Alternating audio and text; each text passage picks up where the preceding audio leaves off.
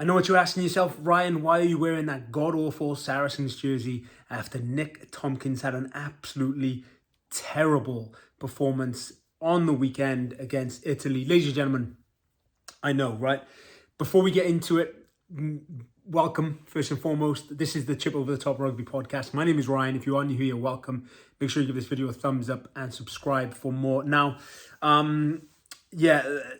let's just dive straight in, right? So on Saturday, I didn't really watch the game. I opted silly after about 50 miles in. I was like, why did I do this? But I opted to do a 75-mile bicycle ride, right? I got a new gravel bike, courtesy of Poseidon. You can check them out below if you want. But anyway, yeah. So I was like, it's going to be a gorgeous day. I got invited by the father-in-law to go on a 75-mile ride. We went from National Harbor in Washington, D.C. all the way up to Great Falls, which is about 20 miles north of D.C., I suppose, maybe a bit more. And it was just a beautiful day.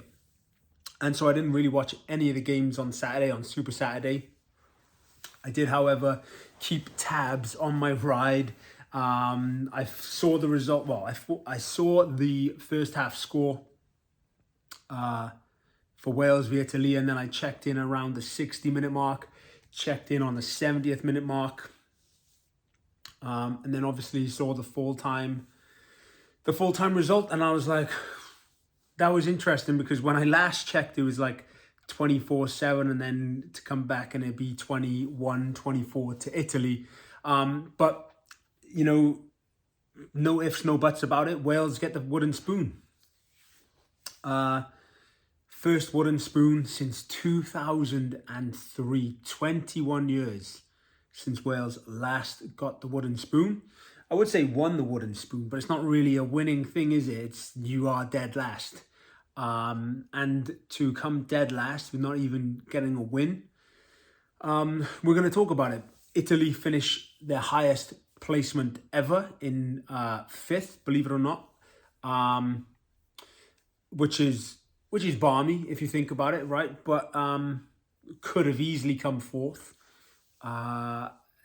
Hats off to Italy, played extremely well this tournament, sort of found their foot. Obviously, back-to-back wins, beating Scotland and then coming to Cardiff to beat Wales.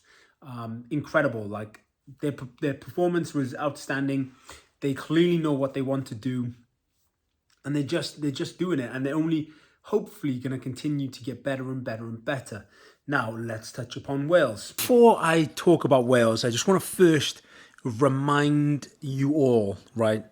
Because there are skeptics out there. Believe me, I've seen it all online since Sunday. It is now Tuesday.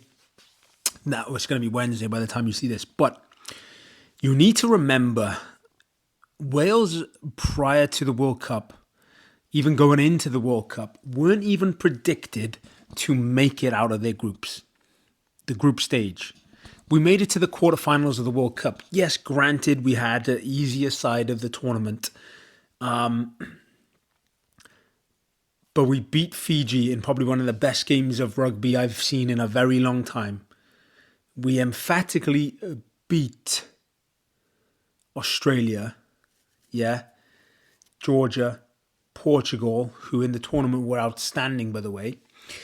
And then post-World Cup exit, leading into the Six Nations, we have injuries. Jack Morgan, Dewi Lake, Faletau.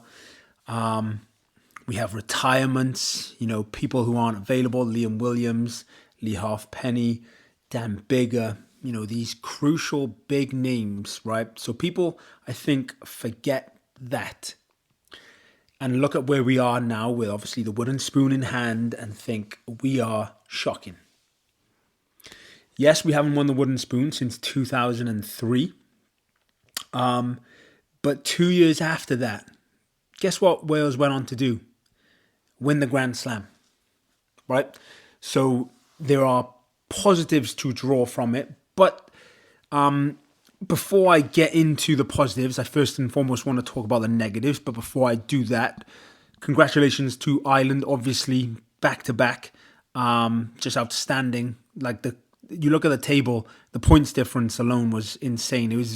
I think it was the closest games points wise throughout the tournament ever, like in terms of how close teams finished. Obviously, Scotland beat Wales by by 1. Wales lose to England by 2. That's what I mean by that, right? Now, let's just dive in. Okay, I had a full.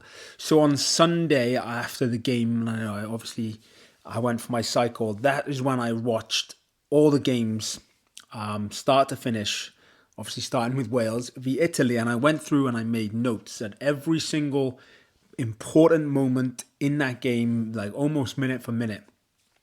But I'm not going to dive into that much scrutiny and that much detail because you've probably already watched the game, you are already familiar, and you're already probably sort of have a keen eye on certain areas, and maybe you see eye to eye with what I do.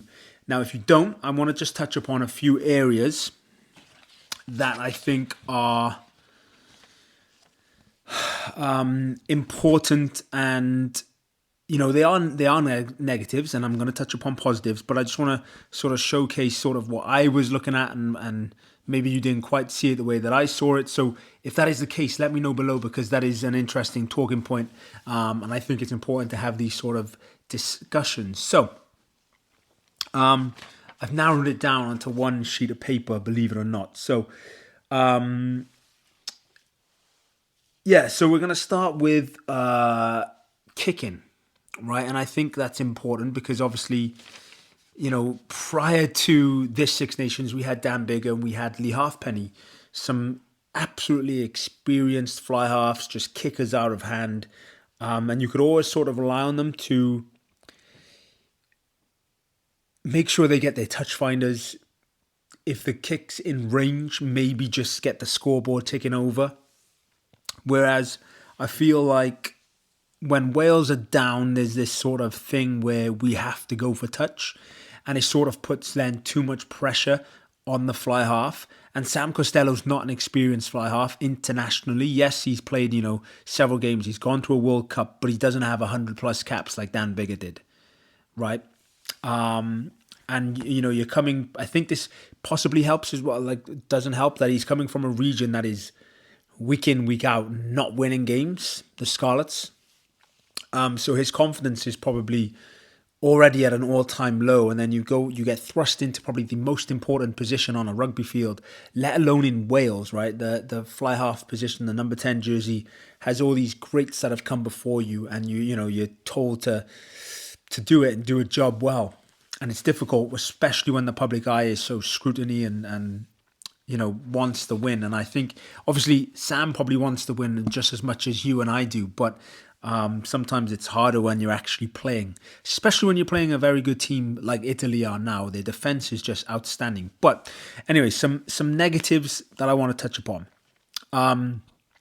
We'll get to the penalty finders in a minute, the touch finders. But first and foremost, sort of like, okay, it was literally within the second minute of the game, it turned into a little bit of a kick battle.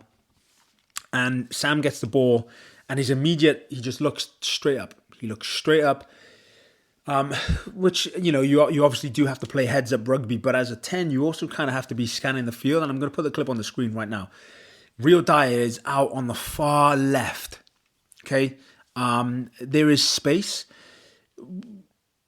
Would kicking it down the throat of Monty Ione be any worse than popping it up cross field and see if Dyer can come down with it? I don't know. Did you see that? Did you see that the way that I saw it? Because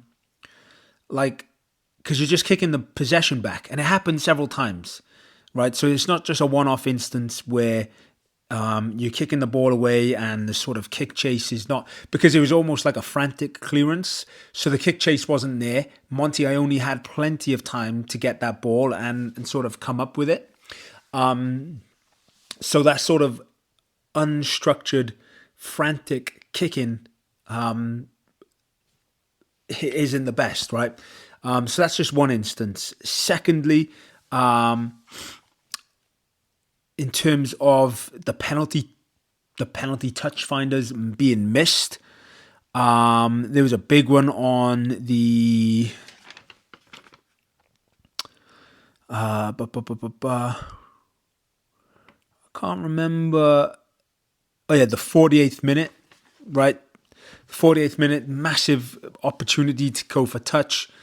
And he missed touch on one occasion, so it did turn out in Welsh favour, where the Italian clearance wasn't that great, so we ended up, territory gain. We were just outside the 22. But there was a couple instances. He missed touch 3-4 times, I think, during that game.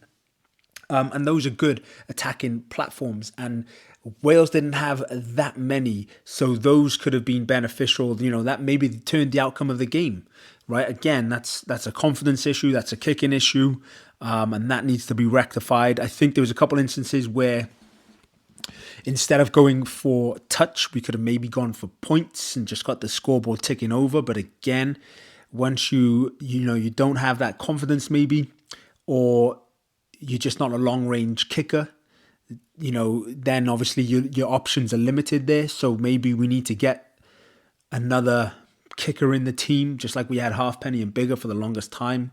Halfpenny would always go for the long distance ones, and Bigger would always go for the closer, and because he was more accurate at it, right? So that's an option there as well. I also have sort of like, there was no good kicking, at least in the first half, and pretty much throughout the entire game. Like, Wales weren't turning Italy. It was almost like it was expected. You'd go through a couple phases. Okay, Wales couldn't get over the gain line, and I'll get to that in a second. Leads to the box kick, where you got 4 forwards extending out to get as much distance between the back foot and the Italian player. And then just the kick chase. The kick was too long. The kick chase wasn't good enough. Excuse me. It didn't put Italy under pressure at all. Just made their exit so much easier.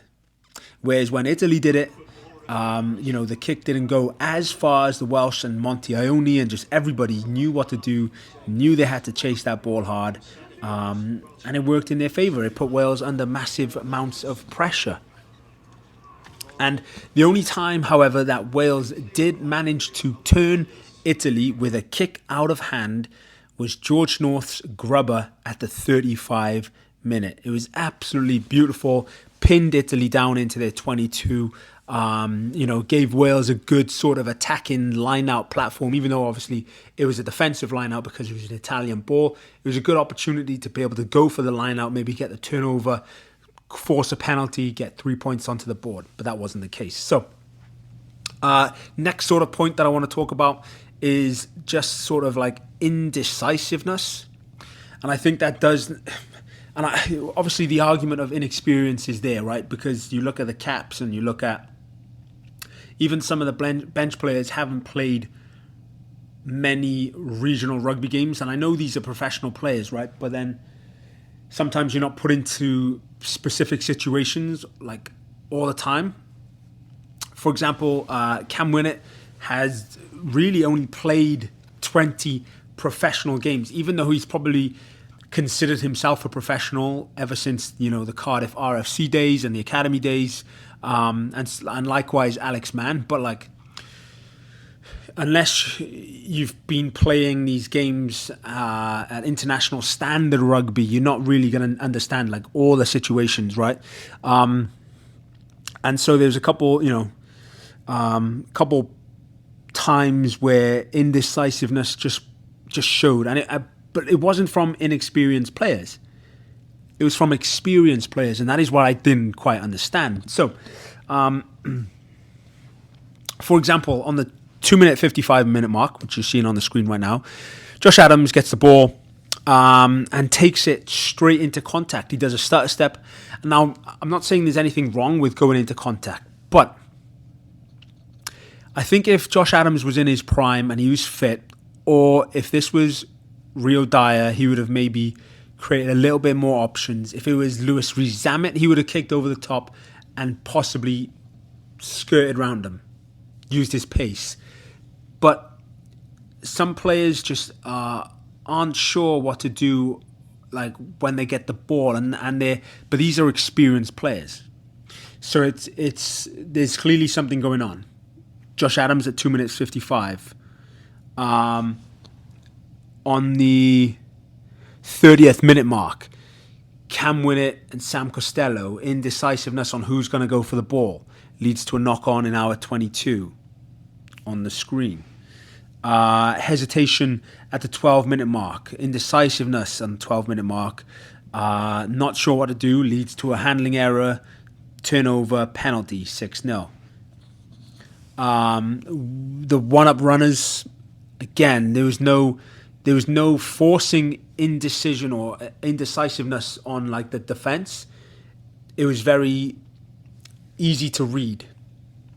It didn't trouble the Italian defense. It never made them question themselves.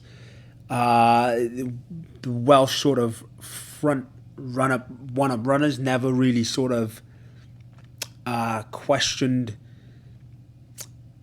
the defense of Italy, and I'm pretty sure that they were able to read it constantly, and they were just able to absorb. Do you know, like Wales prided themselves on their fitness and their relentless defense? Italy have just done the exact same to Wales. It was too easy. Wales made it too easy, and that was in part due to the lack of decisiveness on Welsh players.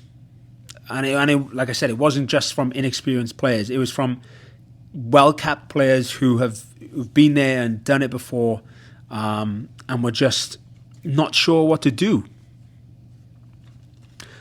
Speaking of one-up runners not being able to cause sort of like any trouble to the Italian defence, the lack of physicality.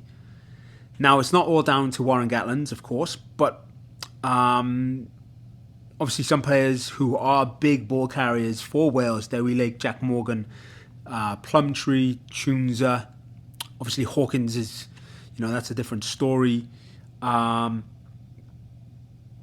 available. But then you could also opt for maybe selection issues, the lack of player depth in certain areas, not having a big six. It was just Wainwright for the longest part of that first half. The props weren't even doing any. Even if you had sort of like a Corey Dom or Kieran Azarati on the field, they do cause a little bit more of an oomph when they go into contact. So there's a possibility that they could get over the gain line. Whereas like Gareth Thomas and Dylan Lewis just weren't, because they didn't have that like aggression, it felt like. And it wasn't there from anyone else. Like I said, Wainwright did his best, but he can only do so much. George North, when he got the ball in hand, did get over the gain line. But, again, that's just, you're looking at two big ball carriers in that starting 15. Where it did change, obviously, in the second half was when you brought on Will Rowlands and Mason Grady. I've always been under the consensus that your number 12 needs to be just the crash ball, or your 13, but you have to use the 13 in order to do that. The amount of times that George North got ball in hand but at static standstill was, not enough to do any sort of oomph, right? Like I said, it changed when Will Rowlands came on for Adam Beard, when Mason Grady came on for Nick Tompkins. And again, that sort of selection issue, but also then the lack of depth with the physicality there. Once you lose if players get injured and there's nothing behind them, then you're sort of relying on the inexperienced, maybe sort of not fully developed players yet. Like obviously Warren Gatland, Alex Mann is a fantastic player, but Warren Gatland has said, maybe he could put on like a couple more kilos. And a couple more kilos on a rugby field makes a huge difference. It puts it up here. The stronger you are, the more physical you are, the more impact you can take. You feel more confident in your ability to be able to do that. And it's not like Alex Mann doesn't have the confidence in order to do that. But once you're doing it, but you're going up against players who are like 20 kilos heavier, the likelihood of you being able to get past them is diminished ever so slightly. And you see that with when Mason Grady and Will Rowlands come on, like they're not scared to go into contact. They cause players to go backwards Yes, they may stop them at the gain line, but you're forcing the defense to go backwards ever so slightly, and it allows for that quicker ruck speed, quicker ball speed. Not enough sort of gain line makers, and there was a stat that I had, and it was Italy made 10 fewer carries than Wales, and this was at some point in the first half. I'll see if I can find it. They made 10 fewer carries than Wales, but made the exact same yardage in their carries. 10 versus 20, same yards made. That says it all. The next sort of negative for me was the handling errors in that game was just far too many. Far too many. Too many forced mistakes. Running sideways. Tompkins did it a lot. Bad passes, forced passes, silly handling errors, silly, there was, I want to say handling errors, but there was just errors all across the park. Wales entered the 22 with one-up runners, no support, get isolated, turnover. Wales entered the 22, your most experienced forward in Adam Beard, neck roll, leads to a penalty, Italy clear their lines. Poor kicking, touch finders. Talked about it with the 10 play and the kicking.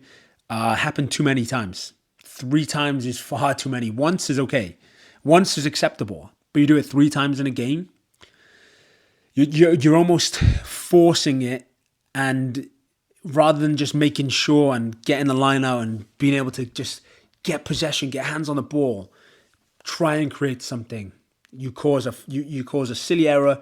You turn the ball over, and it was just every sort of probing run or attack that we had into the Italian 22, mainly because it was one-up runners, people getting isolated or silly turnovers, silly errors, and it just didn't amount to anything. We didn't come away with any points up until the first try. Hats off to Italy though. Their defensive ability, their ability to calculate when to attack a ruck, especially when the individual is isolated. Their ability to go wide, their ability to score, their ability to know exactly what they're doing. Their kick chase was on point. Once they got the ball in hand and they spread it wide, they felt confident. They didn't stutter. They just kept moving forward. Big difference between how Wales played. Biggest negative for me was just poor template. The indecisiveness, and I have 10-12 play here because Nick Tompkins is a fantastic player, and that is why I'm wearing this Saracens jersey, right? But at the same time, in the past couple of games, he hasn't quite been there. Obviously, he got dropped against France, but came back into the squad with George North in his final game. Diolch George, outstanding servant to Welsh rugby. But George North is outstanding, but Nick Tompkins relies on a very good 10. Like at Saracens, he had Farrell, right? In the World Cup, he had Bigger. Incredible 10. Sam's not quite there yet. And I think that is a big area that Wales need to shore up. I think Ioan Lloyd surpasses Sam, in my opinion, at 10. And that means that, what do you do? Do you play Ioan Lloyd and Sam on the same field at the same time for the Scarlets? I don't know. That's a regional question. That is a regional question. It's poor judgment errors on his behalf, forcing things, like I said, too static. You take the ball statically, you try and spread it wide, but because the Italian defense was just so good, Monticello and Brex were just outstanding on the weekend, and they could read it and they could dogleg the defense, right? Usually your outside center is the dictator of the defense, and that is why George North is there, right? But once you're getting ball static and you just have to keep slinging it wide, that's easy because you don't have any physical ball carriers to take it up, right, in the line. Usually your 12 would take it up, crash ball. If George North was there, when Mason Grady was on, it worked, right? Mason Grady, first receiver after the 10, boom, straight over the gain line. that allows you to then create more space out wide, because you sort of maybe having to double up on that sort of on that ruck, on that tackle. You're forcing players to come into that ruck to try and slow it down or turn it over. And that just creates more space out wide. Whereas if you have Tompkins, say at 12, Tompkins does run it up, but the likelihood of him getting over the gain line is not very high, is it? So it's easy to read. That's why you have to spread the ball out wide. Brex can easily see that it's coming out wide, and he can man and ball tackle. And he did that outstandingly on one instance, and I have it written down here on the 72nd minute, which leads to a penalty, by the way, which leads to Italy going up 24 points to 7 at that point. The sort of last sort of negative thing that I want to talk about is the sort of scrum. And again, this is no fault of their own, but I think it was down to selection. Personally, I would have loved to have seen Corey. I've said it. I absolutely rate them both from Cardiff. They're outstanding. They're my sort of go-to 1s and 3s now, my loose head and my tight head. And with Reece going off to, I think he's going to Gloucester or Saracens in the next season, that opens up Corey Domachowski starting every single game for Cardiff and just cementing his place as the number 1. But the scrum against Italy was sort of, it just collapsed. The Italian scrum was outstanding. Forced penalties on Wales. Gareth Thomas, Dylan Lewis. Dylan Lewis was brought in to shore up the scrum. Didn't happen against Italy. Not entirely sure why. As you can see with the footage that I've put on the screen and just sort of these points, I want to get your thoughts real quick.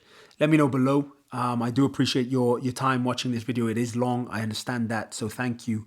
But now I just want to talk quickly about the positives. I will make a separate video on sort of, the URC is obviously returning. The summer tour is coming up. The Women's Six Nations kicks off this weekend as well. And then sort of what is next for Welsh rugby. Obviously, the performance review is in June. Will they drop the cap rule? How are the regions going to fare up now with the players sort of coming back into the fold? Do the sort of inexperienced players within the Welsh camp go back to the regions and actually, or their clubs, and start playing consistently? Will we start seeing Mackenzie Martin feature all the time? These are just questions that I want answers to, and I think we will get them. And before I get into the positives, obviously post-game, Warren Gatland handed it. Well, he said, do you want me to resign? And Abby Tierney, the new director of WRU, said absolutely not. Hell no, I think is what she said, which is fantastic because Warren Gatland, and I feel like a lot of people fail to realize this, that he said rightly so that yes, we need to win games, but this is going to be a long process. With the current situation that Welsh rugby is in, it's going to be a long process. So I think people just need to realise where we were, what the situation is post-World Cup, and sort of just support Wales and the regions going forward and do everything we can to sort of become that powerhouse going forward, right?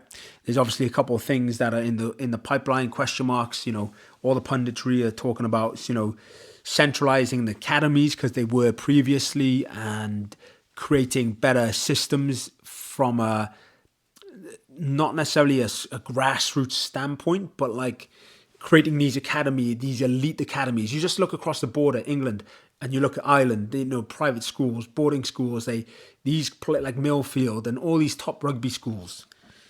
All the great players want to go there. So we need to create that sort of system in Wales to be able to sort of funnel the next group coming forward. And I think we can do that, and we'll talk about that going forward. But like I said, quickly touch upon the positives. Purely based on this game alone, I think we've learned who's up to par and who isn't. You can take your pick in the comment section below who you think I'm referring to and who I'm not. When the urgency is there, Wales play. You look at Wales v Scotland. right? The comeback in the second half was almost outstanding. I mean, it was, but we didn't win. So, left it a little bit too late. Left it a little bit too late in this game. But again, when the urgency's there, we have the physical ball carriers, we string phases together, we can score tries, and we can score tries well. The line-out worked really well. That was a massive positive. Turnover Tommy, outstanding player. Outstanding. Incredible. It's going to be very difficult when Jack Morgan comes back and, you have sort of like Man developing, Mackenzie Martin developing. Like, what do you do? It's a good situation to be in for Warren Gatland and Wales, but what do you do? Positives, it allowed us to expose more players to sort of international rugby. Harry O'Connor getting his, debut. Kemsley Matthias, Evan Lloyd getting back into the squad again. Due to sort of injuries and whatnot. And it just allows these players to get the experience that they truly need to go forward, to go back to the clubs, to improve and help Wales in the future. So that is that, ladies and gentlemen. Like I said, I'm going to make another video, a separate video. Obviously, the URC returns this weekend, which I'm really looking forward to. But the summer tour, the Women's Six Nations, what's next and how can we improve? Let me know your thoughts on the above. Let me know your thoughts on Wales v Italy. I do apologize that this video hasn't come out sooner. Like I said, that bike ride was incredible, but I wasn't able to then watch the game till Sunday, and I wanted to let the dust sort of settle before I made this. So that is me. That is Ryan. I am Ryan, the Chip Over the Top Rugby podcast. I do have something cool coming to my wall here, which is going to replace this. So I might switch things around, but it's going to be hopefully like an American flag / Welsh flag. But I do like this. And also, cash store, by the way, unless you support Saris or Harlequins or even the Scarlets, right? And you haven't worn like a cash store, like their fit is really nice. If anyone wants to send me any rugby jerseys or anything like that, any singlets, tank tops, let me know and we can discuss going forward. Anyway, that is all from me. Diolch yn fawr. Thank you very much. This is the Chip Over the Top Rugby podcast. My name is Ryan. I will catch you very, very soon. Peace.